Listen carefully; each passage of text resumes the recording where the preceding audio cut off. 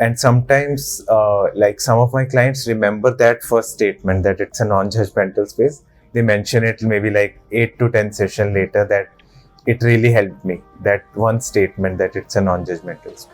If they feel, because mental health issues are always coming from the deep within, not at the surface level problems. So talking about deep things, very vulnerable emotions, they might feel like crying.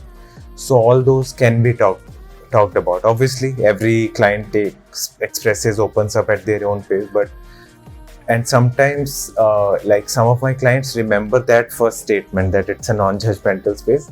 They mention it maybe like 8 to 10 session later that it really helped me, that one statement that it's a non-judgmental space. So that's how I like start the first part. And second, which again is equally important, is confidentiality.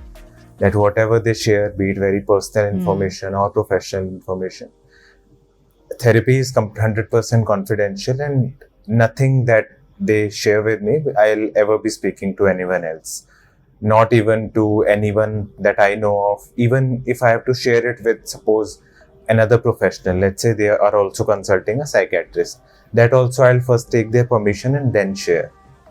So that also comes like a very a relief for a lot of clients, that it is whatever I'm sharing is safe with the therapist. And third is, I again, because sometimes, and I think some of our audience might also need to understand that therapy is not a magic pill. Suddenly something like after the first session everything will change. So it's a process. So I think that's where I set the intention that you will see the changes, but it might not happen in the first session. You will start to see slow changes after maybe 2-3 sessions, and again it's a little longer process.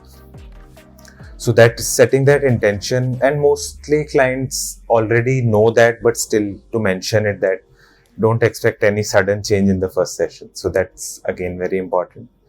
Fourth, I mentioned to them about the regularity of sessions, that we might meet once a week or once in 10 days, and not to miss any sessions.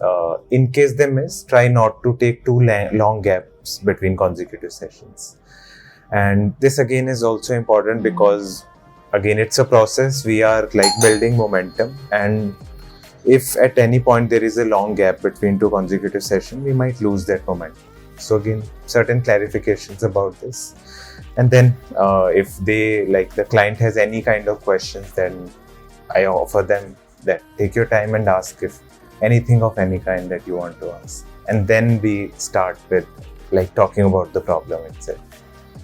So yeah. So this actually helps the client to first become comfortable with what's happening.